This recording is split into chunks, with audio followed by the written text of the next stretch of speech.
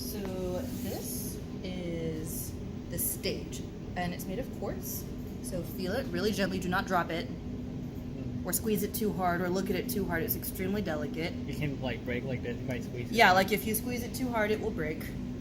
Mm. So the first thing we're gonna do, so make sure everything is really clean around here. There's nothing in the way. So we're gonna phase the opening part back. And you're gonna set it gently on top of here. Look straight. Okay.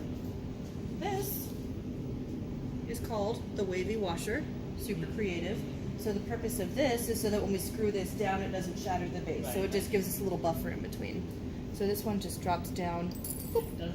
Does it matter like which side? Like, The washer? It's kind of bent, right? Doesn't matter which side. It's just there is a buffer between the two pieces. So now we have this base, which looks like it should screw onto there. So the purpose of the wavy washer is because if we screwed this on too tight against the quartz right here, it would crack the quartz base. Right. So this is just serving as a little barrier. And so it even has like the holes, like you guys know how to do little holes. So this allows us to push down a little bit and apply some pressure so we can lock it into place. Good? Oh, it's okay. Like it's locked in. Yep, so now it's locked into place so this isn't going to move. Okay, perfect. Next, we have this piece. Feel how heavy it is? Cool. Yeah, like deceptively heavy. So this is just to make it really stable. It's heavy, so it provides some weight, so it stays in place really nicely. So this is going to go gently. Everything here is gentle. And then it just screws in. So if you guys are melting your samples or things are oozing down, it's not going to screw in very nicely because it'll be like, there'll be sticky stuff in the way. So if you always keep your stage area really clean, then it will be easy to take on and off. It should always be this easy, and it often is not. Next up is the thermocouple. So this is your thermocouple. Okay. So if you check out the temperature, Okay. see it goes up when you put your fingers on it. So that's how you can make sure your thermocouple is working in good order. It's just like, obviously not while it's hot. Yeah. That's just a quick check. Obviously we're going to do a temperature calibration, but you know. So we're going to move it.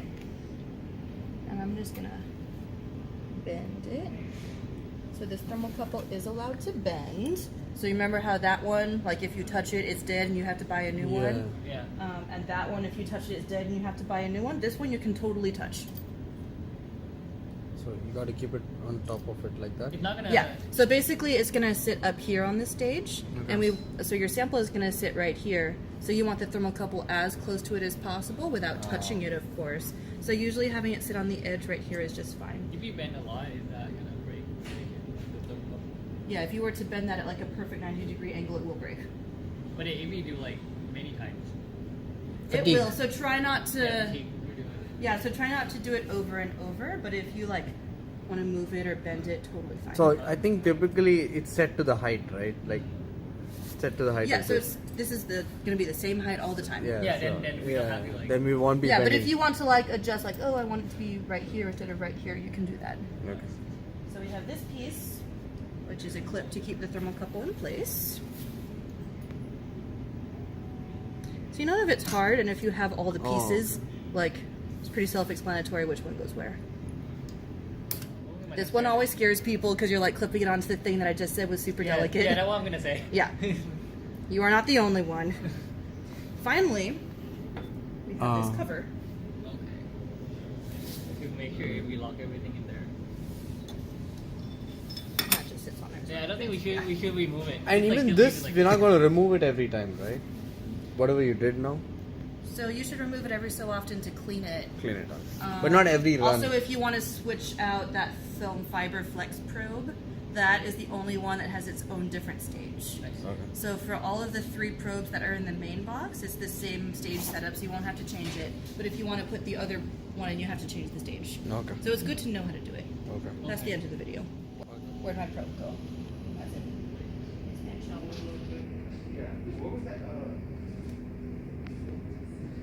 No, it's... That's Oh, it's expansion. right there, I see. Sorry, it was hiding.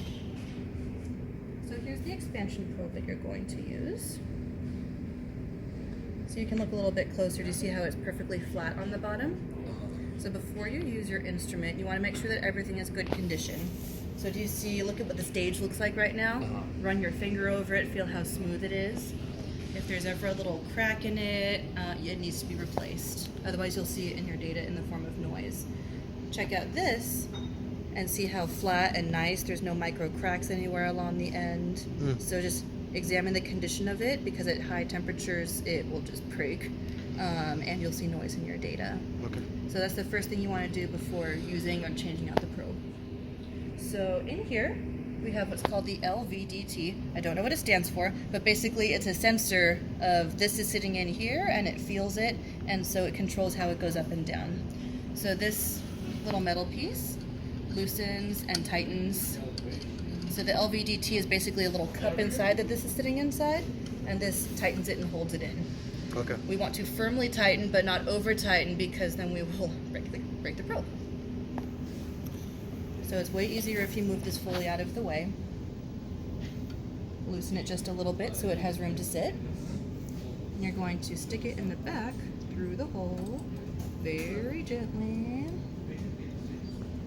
And then you'll feel there's only one way for it to go until it's fully sitting on the LVDT. So you know it's in there because, boop, now it's controlled by there. So before I tighten it, I want to make sure it's nice and straight. Is it all the way in? Is that is the So I'll have you take it in and out after I finish so you can feel what it feels like. But you see, now it's controlling it. So I'm going to just tighten this until it's slightly tightened. We're not trying to like break the probe. So that's it. okay? So then And you stop. you'll feel it stop because it's making contact. It's pushing a little screw against the side, so it's just holding it into place. So now I'm going to take it out, and you guys are going to do it so you can feel what it feels like. So 0 is like tearing, 0 is like, where's this, where am I? Let's make that value 0. So to 0 it, you're going to go to method/measure. And I totally may go to the wrong place on video because it's really new. That's fine. It's okay. 0 length. This is the 0 length, right? Yeah, so 0 is really important. It's like tearing it. It says, here's the stage, here's the probe, where am I? And so you can see the little hand means it's going. The older model used to make a nice humming sound when it was doing stuff. This one has no humming sound. So, no so, speaker. so the theory is, Sarah, the metal part gets or which part gets expanded? The Is- probe is going to get expanded. The probe is from this side gets expanded, and underneath there's going to be a pressure. Yes, I see. So this part is getting expanded. correct. So The do you see quartz how part. easy it was to move the probe up Correct. and down? So when the sample expands, it's going to push up on the probe, and that's On the what's going probe. to expand. Okay. I thought it was just a force. I didn't know that expanded. It's Yeah, go ahead. Calibration. Okay. What would we like to calibrate? probe. Yep. What kind of probe do we have? We have expansion Yes, probe. we do.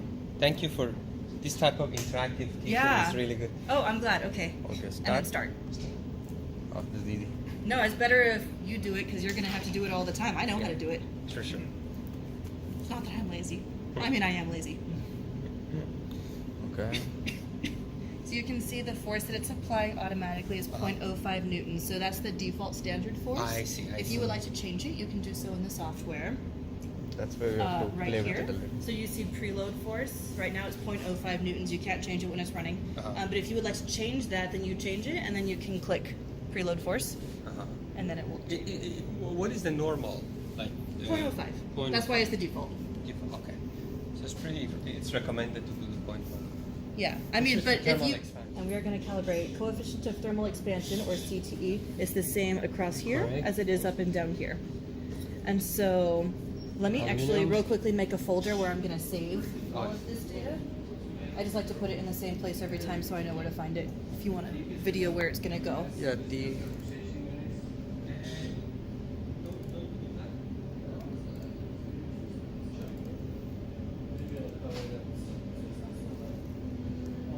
No way. I'll figure out make it more loud. Make it more loud.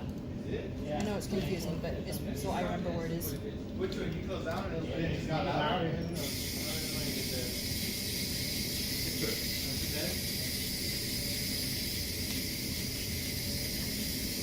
Oh, 20 now. Okay, so that's where your data is going to be saved. So the first thing you're gonna do is come here. You're doing it now. So you're gonna, just like a normal computer, you're gonna save it in my folder. Yep. Which can be found in the C drive, program data, TA instruments, Trios, TMA 450EM, TA service, install, select folder. So all you missed was we're going to save it to my folder. Sure.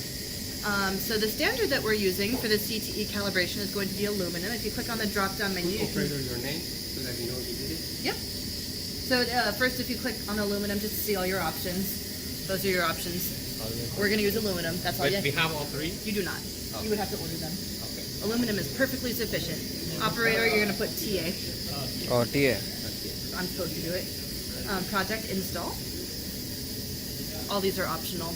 Default analysis model. So you're going to choose from the drop-down menu, alpha x1 to x2. So that's going to just say measure the results linearly from one point to another. And from our certified calibration, it's completely like ours. There's no scientific reason behind it. You're going to measure from 47 to 147, just because it matches with my documentation. So the reason is because it's a 100-degree range in the middle of the range that we're going to use. So equilibrate, you can equilibrate to like 30. That one's optional because we're just going to ramp.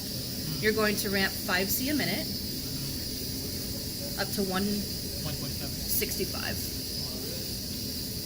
So that's going to be every single time you do aluminum. So do you have the values there? And then you're going to say Q.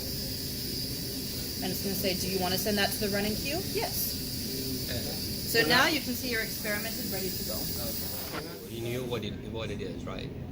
Yeah, there's a standard value. Okay. That is correcting for. Sure. So we're going to go to Analyze, probably just like on here, right? And so we want to look for alpha x1 to x2. So that's if you have a linear line, like a straight line that you can use. So this is the alpha value. Uh-huh. And so I want to analyze it from 47 to 147. So I'm going to right click on it. This is just me teaching you. It already did it for itself. Edit annotation. Sorry. Edit analysis. And so you can choose where do you want to analyze from. So if you want to analyze the same places every time. So I would like to see from 47 to 147. The whole line, basically. Yeah. That's why I left a few degrees on either side. And if you want to, you can also change the appearance from here. You can change what labels are showing. You can set up a pass-fail test if you want. But right now, this is what I want to see. So the perfect value, I think, is 24.17. So this was the calibration split. So it's going to correct that and say, tell this alpha value that it needs to be A little bit down, or